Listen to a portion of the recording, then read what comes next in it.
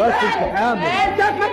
عليكم يا كل اخواتي، عاملين ايه؟ فعلا لو انتوا عندكم الانسانيه لازم توصلوا الفيديو ده لوزير الصحه، لازم توصلوا الفيديو ده لوزير الصحه بعد اذنكم.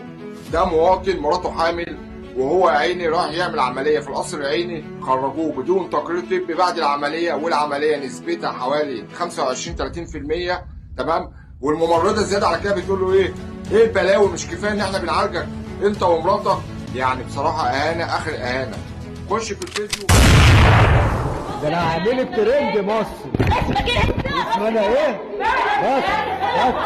بس انت حامل. انت انت انت حامل. هتمسكك على ايه؟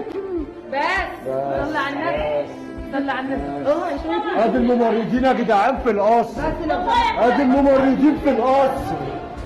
ادي الممرضين يا جدعان في القصر. ادي الممرضين يا جدعان في القصر. ادي الممرضين في القصر. ادي الممرضين في القصر. اه